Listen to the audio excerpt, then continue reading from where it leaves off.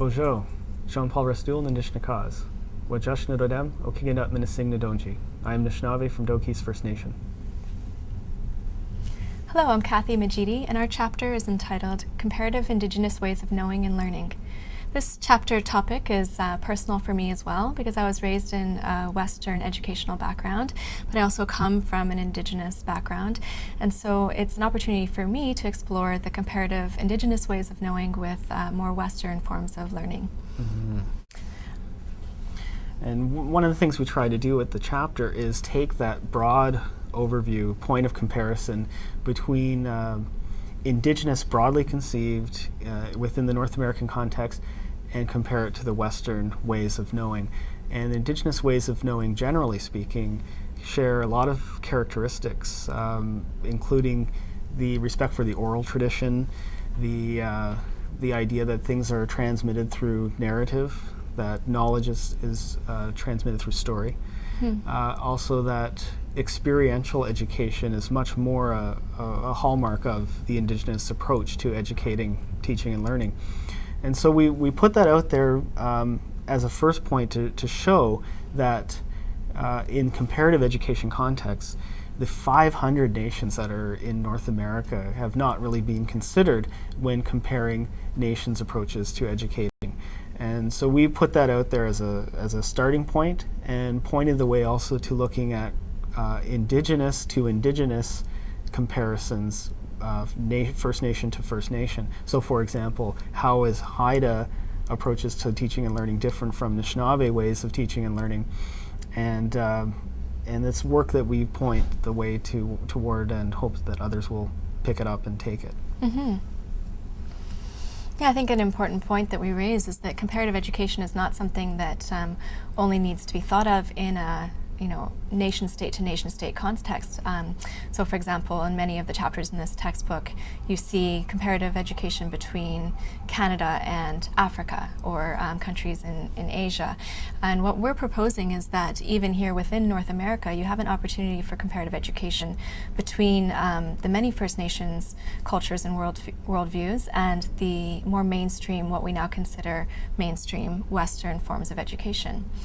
There's also the opportunity, we suggest, for comparative education between those Indigenous cultures. And so, as Jean-Paul mentioned, that can be within Canada between the Anishinaabe and the Haida peoples, or even on an international level. So for example, programs which allow Aboriginal youth from Canada to travel overseas to study with Indigenous communities in, say, Guyana or Bolivia, to learn about how those communities are approaching learning and what can we learn from one another.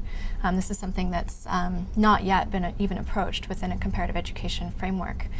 We also talk about the role that Indigenous knowledge is playing now on the international sphere in the context of international organizations. So for example, the World Bank, UNESCO, many of these organizations are now talking about Indigenous knowledge. They have databases on Indigenous knowledge. They're collecting Indigenous practices. But much of this is happening outside of the context of those communities where that knowledge comes from.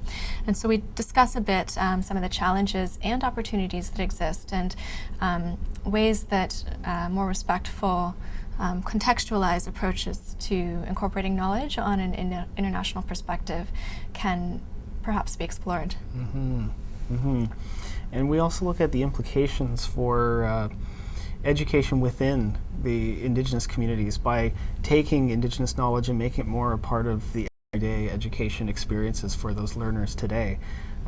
We have hundreds and thousands of years of knowledge development.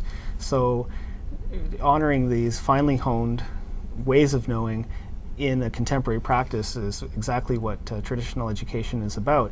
It's looking at ways from the past that enable us to live well in the present. Mm. So bringing that into the teaching and learning of First Nation students was very important, and we highlight some examples in the chapter.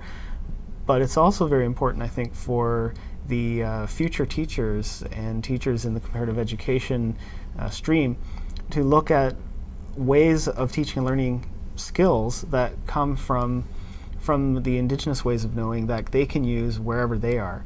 I think these skills are certainly transferable and applicable in any context and can be used very successfully in mainstream Canadian and American classrooms today. Mm-hmm. Yeah, this is one of the areas that, again, we suggest for future study is, could some of these Indigenous ways of knowing and learning and knowledge practices be relevant not only for First Nations communities, but in a global context? Now that we are thinking, about how are we going to face a global environmental crisis? How are we going to educate whole populations in the context of education for all? Are there things that we really need to look at and learn in terms of local and Indigenous knowledge systems before proceeding with those international projects?